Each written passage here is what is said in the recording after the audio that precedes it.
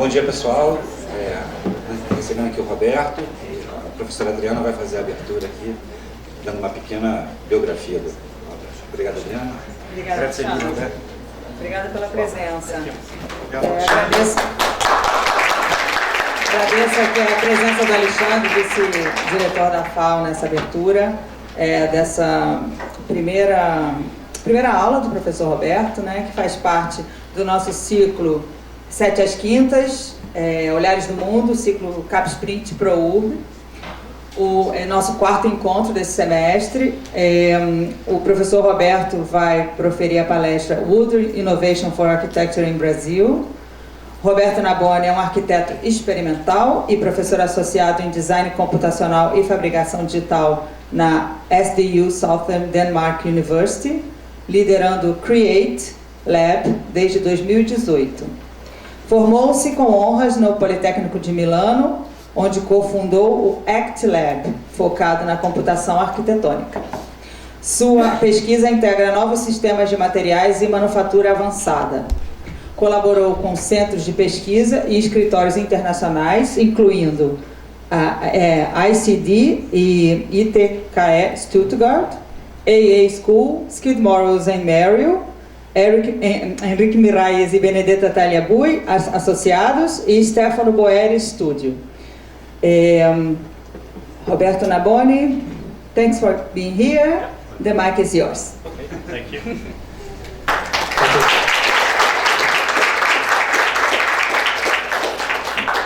Can you hear me like this? Yes. Okay. But we need the microphone. Okay, but I can. Okay, thanks for the introduction. Thanks for the invite to be here as a visiting lecturer for this term. How much time do you have? Because we are starting 30 minutes later. Okay, I will try to keep it as short as possible. I think 1 hour could be a bit long because we're starting a little bit late. Anyways. So, thanks again for the introduction. I'm not going to repeat that. So, I'm an associate professor in computational design and digital fabrication, and I'm leading a research center which is called SDU CREATE. Today, I'm going to talk about automating architecture and the building environment, and I will try to get you a little bit of a journey of some of the projects we've been doing over the last year in my center, and I will focus especially on wood architecture. So, very briefly, this is the center that I'm leading. We look into computational research in emergent architectural technology and engineering. I know here is Faculty of Architecture and Urbanism, so we do work across architecture and engineering. I like to think that design engineering is a continuous process. So we show to you some quite technical work as well. Okay, that's interesting. So, this is basically where we are located in Denmark. The building that you see here on the left is basically our headquarters, this Faculty of Engineering in Odense, and basically this is Block Sub, which is our presence in Copenhagen. And why I'm showing this is a little bit to put you a little bit in the context of Denmark. Odense is considered to be the capital of robotics in the Nordics, in Northern Europe. We've been this morning looking into how to use collaborative robots. You've been looking into, some of you, playing with a universal robot. Actually, universal robot, it is a product, a spin-off from our university. So, it used to be just a couple of students playing basically in a lab, and then became like a huge company. Now is American owned. Copenhagen is the capital of architecture in general, so we work across these two worlds and we try to connect basically the best of technology with the best of architecture. The work I'm going to show is not my personal work only, actually represents a team that is behind. We have about 14 researchers at this point. We have postdoc, PhD students, research assistants. Very often we have visiting PhDs.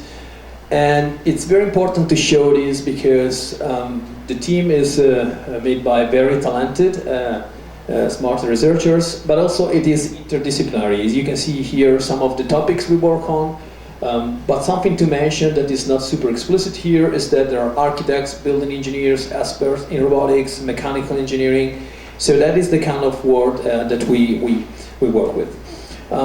But despite this introduction, something important to mention is why we're doing research, and I'm pretty sure you hear a lot about sustainable design and how we should solve some of the emerging problems, actually not so emerging problems anymore, that we have in our field. Just very briefly to remind you, we are responsible as built environment for 39% of carbon emission, a huge share of extracting natural resources, and huge waste generation. So we are called these days to cut down all of these, especially we have strong policy in Europe, but in the whole world in cutting down carbon emissions from construction, while we have to provide much more buildings, houses, infrastructure for a growing population worldwide, which will grow over the next decades for 2 billion more people. So in our center in Create, we do work with different areas, from 3D printing, 3D concrete printing. We work with also soil-based kind of explorations, and timber architecture, and other fields that are not represented here. I can a little bit generalize saying that we work with 3 main material systems, which are polymers, concrete and wood. A lot of the polymers are actually biopolymers. So there is a somewhat an attention to the technology we use, but also the materials that we focus on, because after all, you cannot be expert of everything. So we focus today on timber, and why do we focus on timber in general in our research is because we look at timber as a carbon store. So nearly 50% of the makeup of any part of wood that you can find is basically carbon, which is fixated. And you could look at wood as the equivalent of 1 kilo of wood have basically embodied 1.8 kilograms of CO2. So it's very important to look at this. This is really annoying.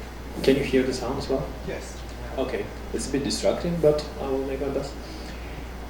Want So- to try the other one? Yeah. Is this better? Oh yeah, it is better. Okay, fantastic, yeah. Okay, so we're looking into timber. Timber is of course a renewable material. It's very important. There is probably all of you has experience working it through your education and research.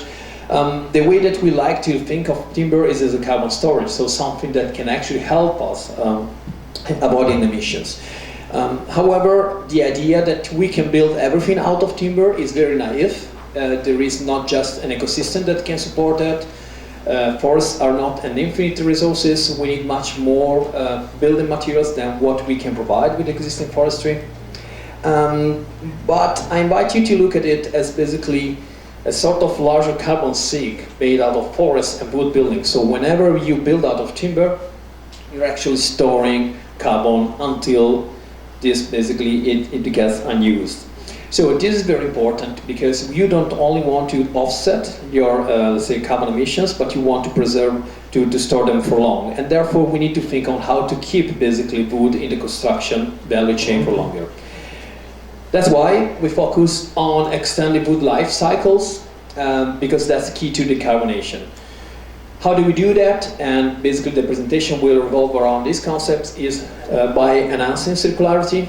Something we've been working a lot with is structures that can be assembled, disassembled. We call them reconfigurable structures because they can facilitate this process.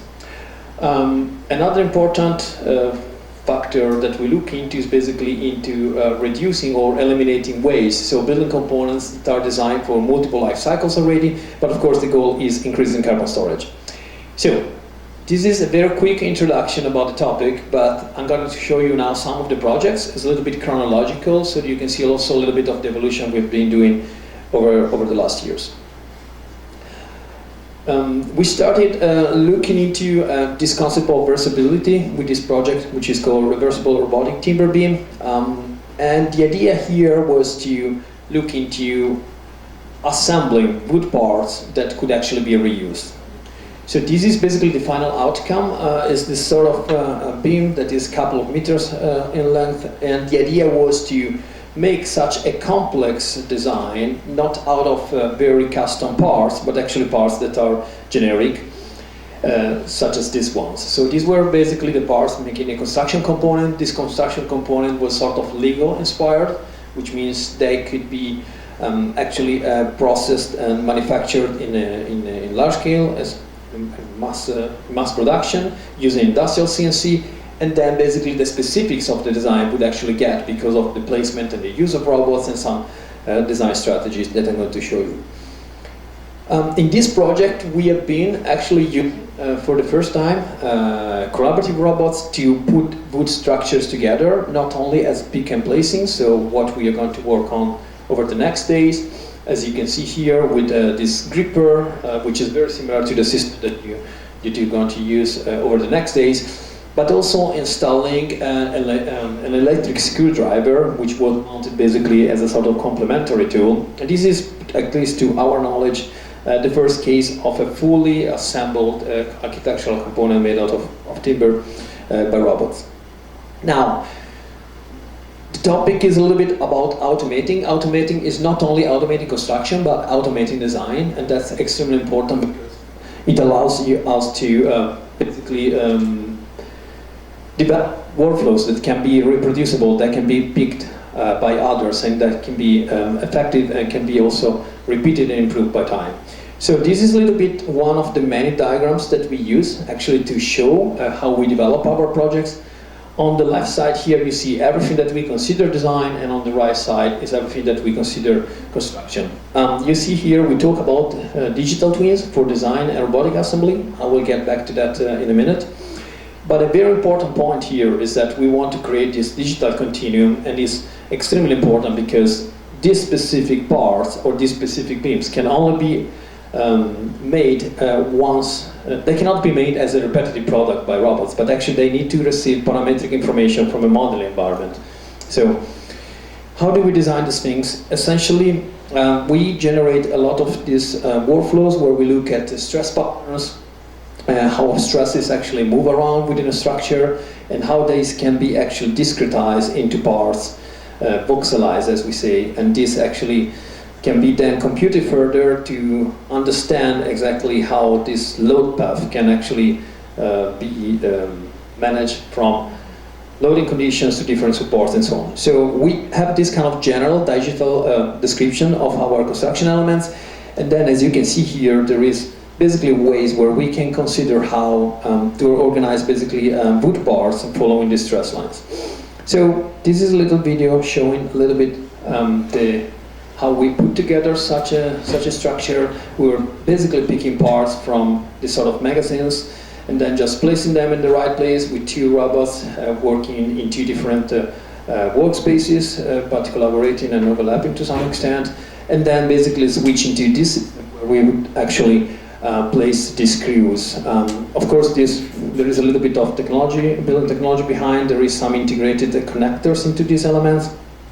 But these first experiments basically allow us to prove that actually we can make such structures that are reversible. So this actually has been taken apart a couple of times and put together again. And following this initial study, what we focused on essentially is into developing a system in terms of robotic development that would be more resilient. And what we understood from such system is that you need high precision, you need actually to have robots that can adapt to different uncertainties, because wood is a material that is not perfect, and therefore what we started doing is actually integrating more feedback. What does it mean? We started on the same setup adding cameras, and with these cameras we were able actually to track where elements are and where this can, how to mount them. So this is a little bit nerdy, and this is a little bit the step where we develop robotic workflows. So what we did, we started using cameras to track where actually these screws has to be placed, so that this structure would be consistently put together, because what I did not show is that there is some degree of failure when you do this. So how to do this? Basically we need to create feedback loops.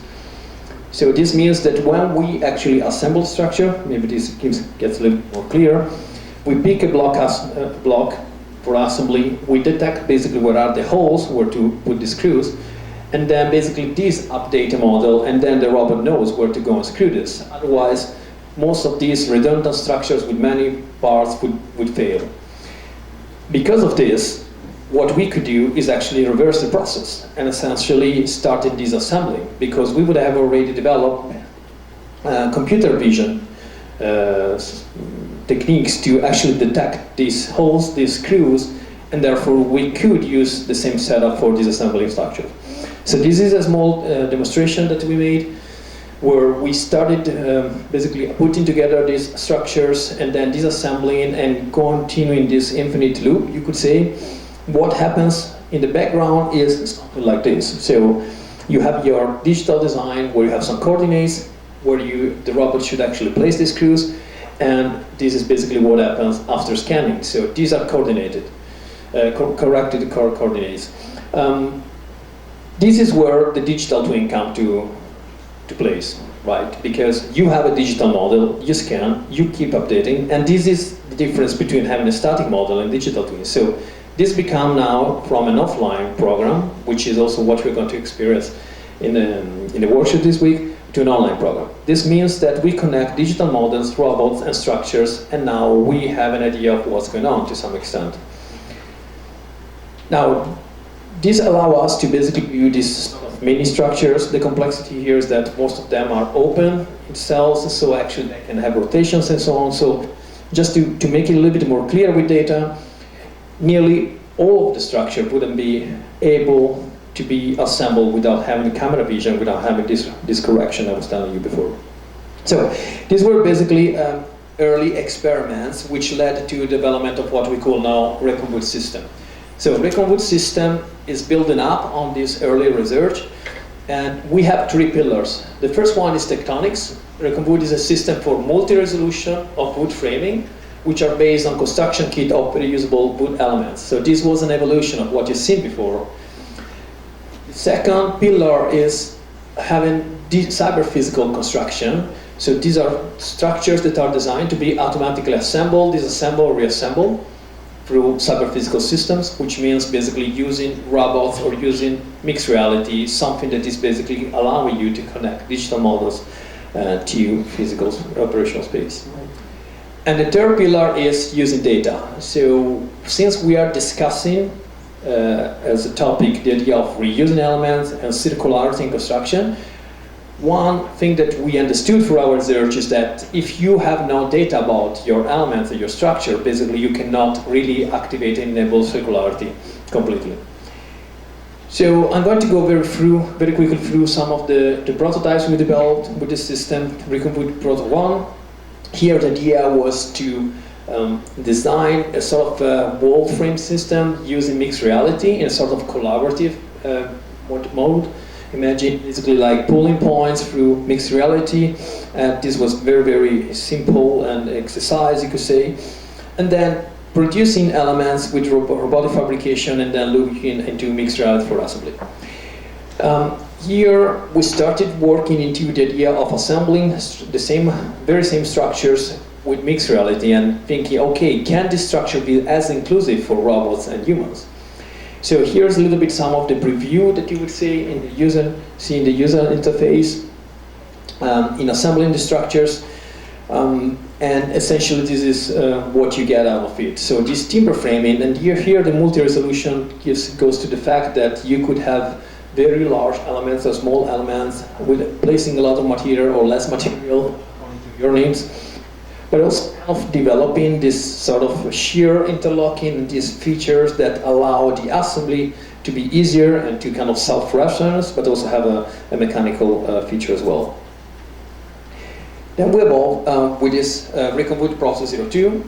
We've been looking into understanding a little bit what would be our way of keeping data in the loop. So these are concepts that we look into. I don't know if you're familiar with material passports. That's something that we speak a lot about in Europe. So essentially implementing information about the origin and the history of the material. Normally what happens is that when you want to use materials from construction sites, you build sort of a material passport. And we've been looking into these concepts and we found out that essentially there is a lack of information when you want to reuse construction elements. So we built what we call now a material digital twin, which is our version of enabling circularity for data. And this is based on a couple of principles. The first one is that this is a dynamic material database. So the database is not a static element that is somewhere stored, but it's something that can be continuously updated. It has a permanent link between material data and specific building materials, and that's why we use QR code, so that you can always reference elements back and forth. And it's bidirectional. This means that information can go from computation environment to actually structures, but also can be the reverse. And should be easily accessible, so it should be equally accessible by robots and human operators. So this material digital twin contains several levels of information about fabrication, assembly, use and operation, robotic assembly. And we've been using this actually to build this mini structure, which is an evolution of this recombinant system. But now I want to focus a little bit on the information level that you have behind this. So these are some of the categories of the information that is stored. So for example, we run finite element analysis to understand how much elements are actually stressed and so on. When you want to reuse construction elements that are made of timber, you don't want to stress elements to the limits because you want to favor reusability. So the information about basically the limit state of these elements are actually stored into a category for structural performance. So you have actually this information about material, the species, grade, density, weight, tensile strength, and so on. So all this information are stored because this data that can be used when you design the structures. Then, how do we produce the elements is also basically stored in the material digital twin. This is just to show you how these individual elements are fabricated. It is through this large setup for robotic milling.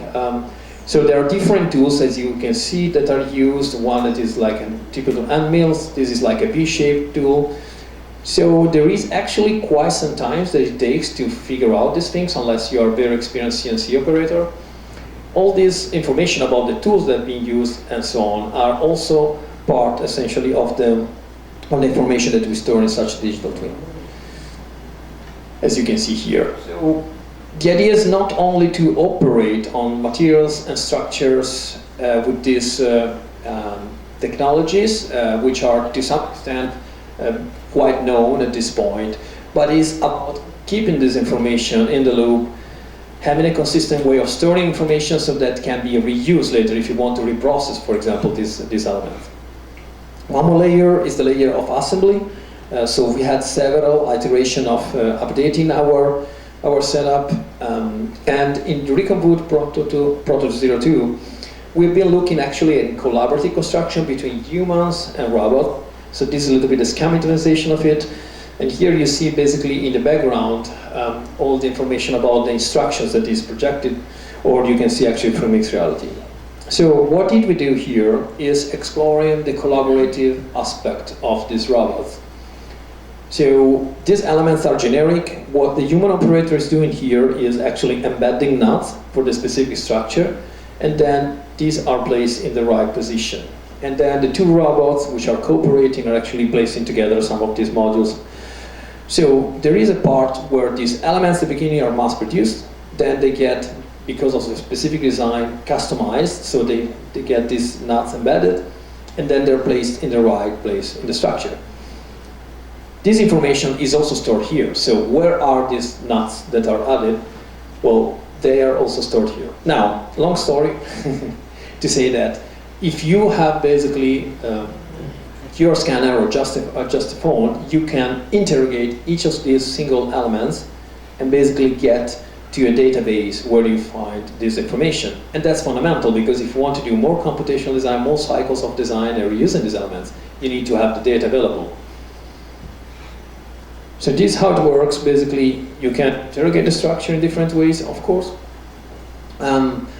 And that's basically what you have. So a sort of visualization of all this data. This is a speckle model line. This is actually the previous database that we were using. Now we've actually implemented a new system. It's not here in the presentation because it's not published material yet. But essentially we have robots that are also updating these statistics, and I will show you just an image later. So we have extended this system for reconfigurable structure to horizontal structure, so looking into slabs, floors. And that's something that is kind of important, because it is a test bed for structural components. So here is the problem. When we look into timber architecture, most of the timber construction we're looking at today is engineered timber, so CLT elements like this. I don't know if that's also the case here in South America, but in Europe, timber architecture is this. Panels that are over-dimensioned, used for walls, used for floor systems, and that's it. So there is such an excessive use of material.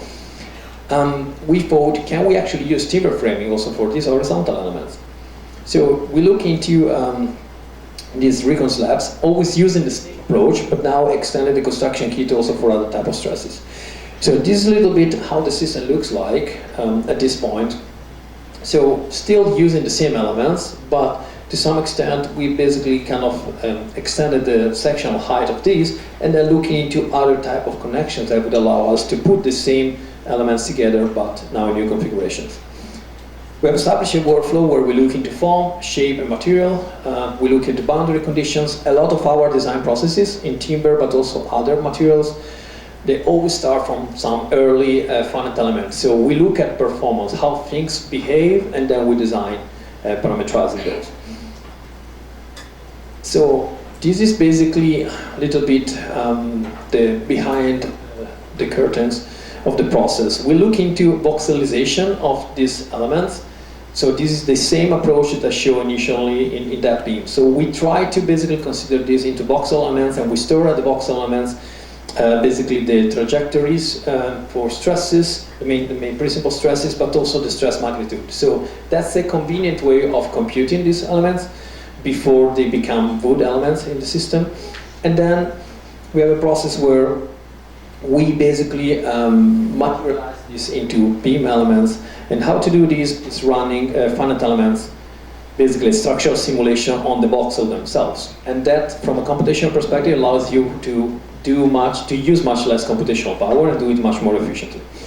So, just to give you an example, so this is basically how it all starts. So we start basically with a random allocation of these voxels, and then we run iteratively the structural simulation, and the structure gets iteratively subdivided so that more material it is added. But as you can see, it's not added with the same orthogonal grid, but it's looking at this stress distribution, which is specific for the conditions that you have, so that it gets to a specific kind of layout. What happens at the material level? So this is what we call maxillization process. That's where we make a voxel, a sort of material voxel. That's the name maxil. We look essentially at each of these cells, how the stress are actually distributing over there, and then we look at extend, basically making this kind of edges becoming beams that are part of the recomposed systems. So in this process we look basically for neighboring conditions, and we try to associate conditions that are of the same type so that we can actually generalize this from voxels to structural elements that have continuity. So this is a little bit what happens, and this is how you get to something like this, just looking at that specific cells. When it is evaluated that the boundary conditions are actually the same, the neighboring conditions, these get extended, and then you get basically your hierarchy of elements and how this automatically become actually a list of beams. This also includes the connectivity of this. There is a lot of detailing, and actually the complicated part here is the construction sequence, which is not so easy to figure out. So this is a little bit how this works through different elements. But an interesting and powerful thing here is that you can use this approach because it is automated and because it becomes a computational workflow that can be reused. You can play around with moving different kind of supports, and this over time will give you a different kind of structure that is optimized for the specific case. That's the idea. So what you've just seen is basically this scenario, which here you see assembled completely by mixed reality. These are just some of the pictures, impressions of the structure itself. So we don't use boards in this case. We use basically primary, secondary elements. It is basically calculated to Eurocode, which is basically the structural code that we use in Europe. So the limit for serviceability, which means the deflection you can get on these elements, are actually fulfilling the requirement. So these are some images basically of the whole project, and these some informal structural testing done on the structure.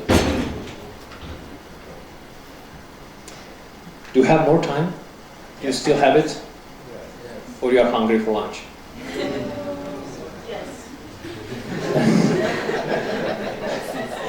About Okay. 10 minutes, 5 minutes, 5 to 10. Well, so what we are building right now with this system is essentially something like this. We just have to assemble this. We have already produced all the parts all together. Now, this is the evolution, is material we haven't published yet, but essentially now the setup looks like this. So these are basically modules that are put together by these two robots that cooperate.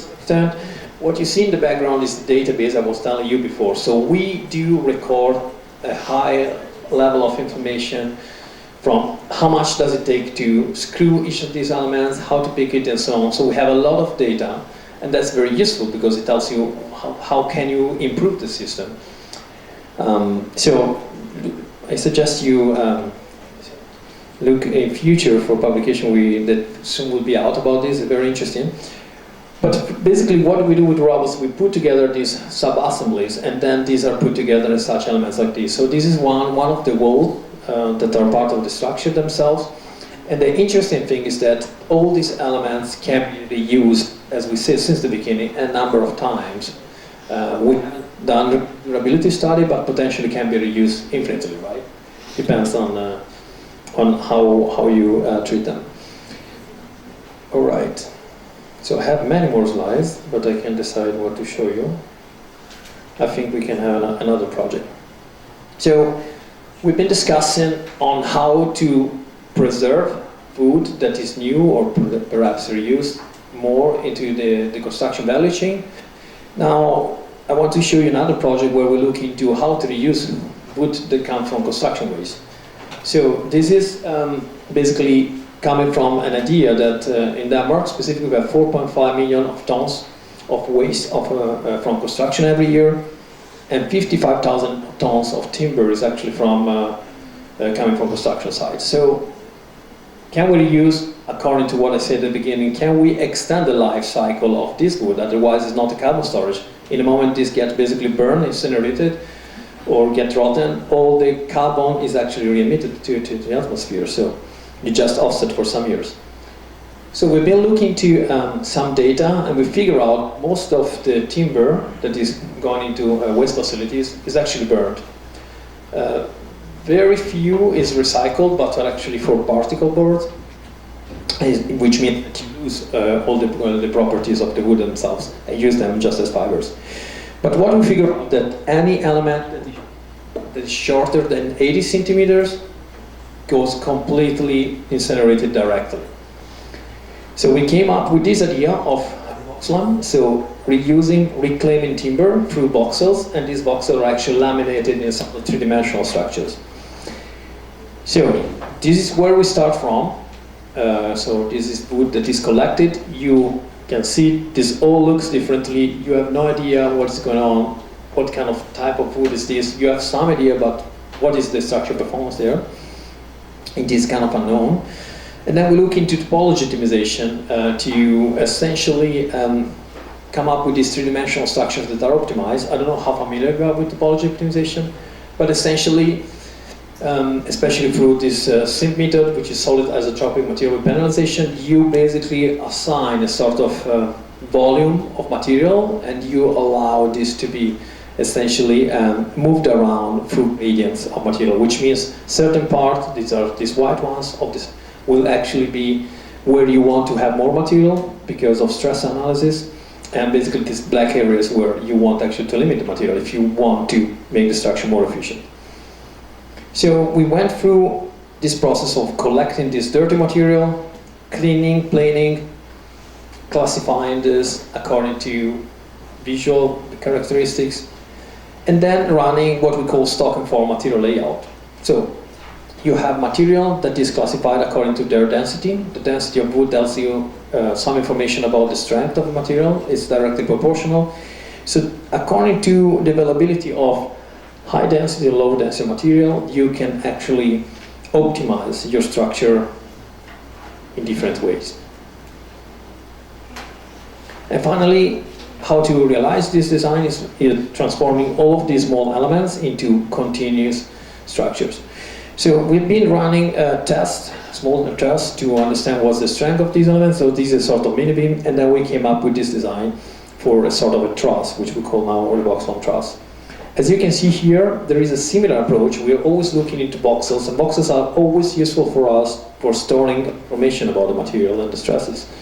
And then we cluster them according basically to, again, the neighboring cells. If they are basically have similar conditions, you can classify them and you can cluster them together so they can use larger elements. So this is a little bit an evolution of the truss that we've been developing through all these layers and so on. So all these elements, it's a sort of additive process, and this is how we basically made a structure that essentially looks like this at the end. So this is a fully structural element. Truss is lightweight, all of it is reused timber from construction waste, and this is basically a new technology for lamination that we've kind of introduced and developed. But the most interesting thing here is that these are basically the length of the elements that we've been using, so, and their distribution. So most of the elements are actually of this size, now I think up to 48%.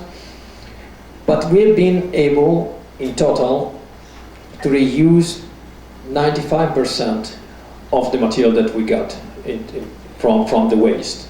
So completely random container of material, we've been able to use 95% of it.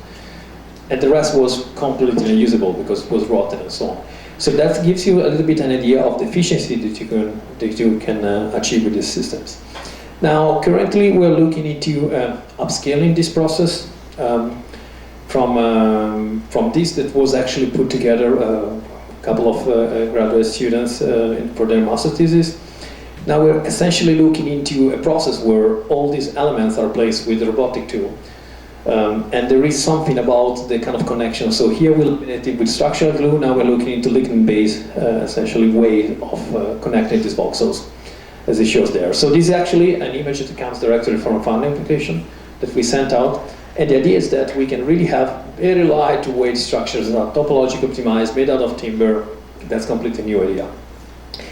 So this was the last project I want to show you, and I just want to maybe point out 3 areas where I think we're going to work on ourselves, but I think anyone should focus on for the next years.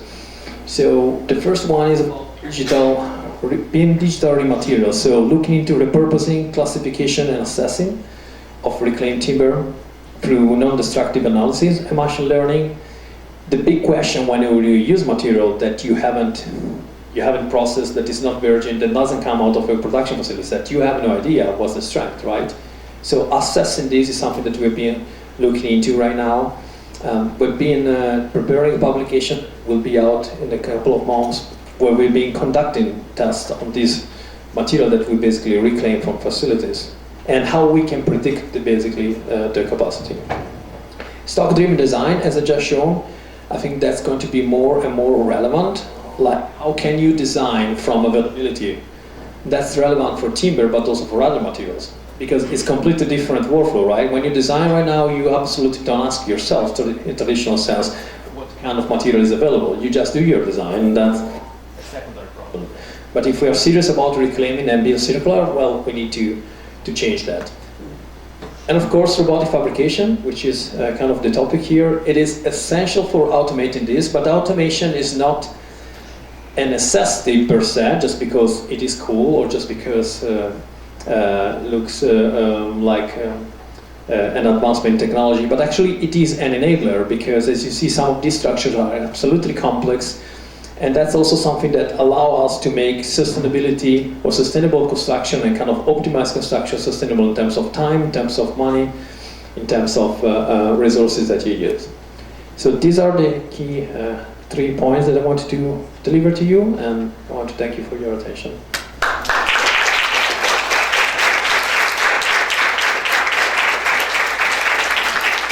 Well, thank you very much, Roberto. So this is part, we invited Roberto, so we thank him for coming. So this is part of a collaboration between our lab here at Rio de Janeiro Federal University, LEMO, and we are bringing Roberto together with CapSprint, so the founding agency for internationalization of Brazilian construction.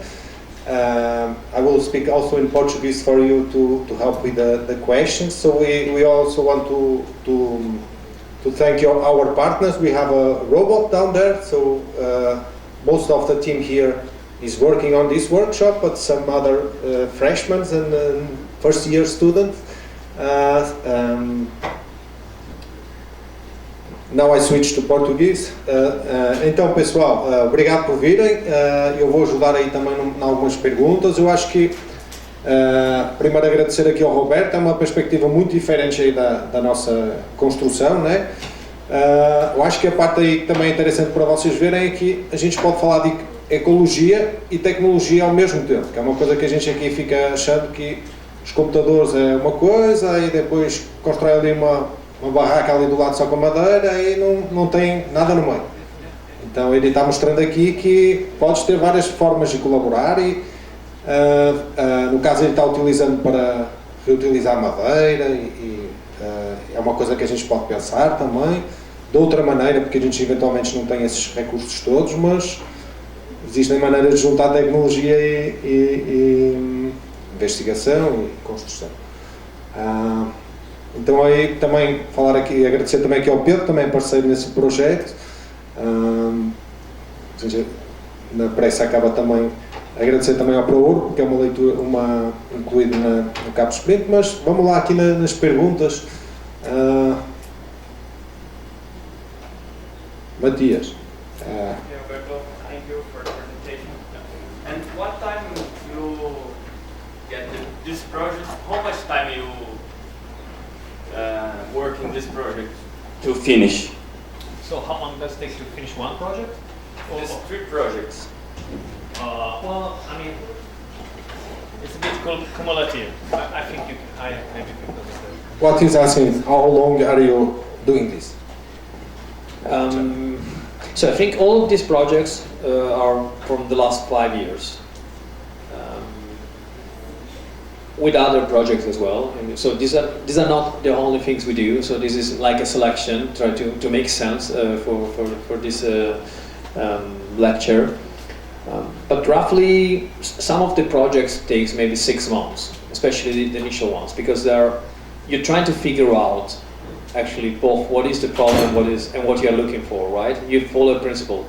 But then if you see they're kind of iterating, and we try to be including other aspects. So for example, the recombut system that I showed to you before,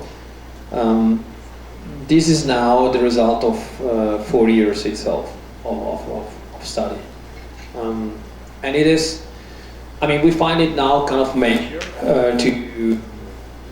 to go out of what we call basically like research development to go into innovation. So how can we make this possible for the outside world, for the industry? And of course things will change. But I think normally, just to try to answer the question, I think it takes between 3-4 years from scratch from a topic to go to a level where you find it mature enough to be transferred to construction. But depends where you start from, right? Especially how ambitious you are with your research question. Yeah. Did I answer the question? Okay. Also, this research is done in the university. This is important. Yeah. Essa pesquisa é toda feita na universidade, tá, gente? Não é quando terminou, não é quando foi fazer um master, não. É feito dentro da universidade com pessoas que também estão num nível inicial e outras mais avançadas. Bom, deixa eu passar aqui. Hi, Roberto. Thank you for the lecture. That is amazing. I had a question. Is about when you said about voxel clustering, and you're saying the voxels store information, and I don't know. I was a bit curious on how that actually works. How does the voxel store information in that sense?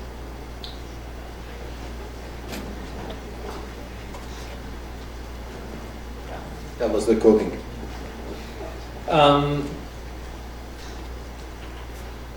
So why voxels is just a convenient way of structuring data, I would say. So when you have structures with so many elements, it becomes computationally inefficient, and you want to generalize to some extent, especially if you want to run some simulation. So that came out of a necessity of using these simulation tools and basically kind of finding as in-between discretization for these structures.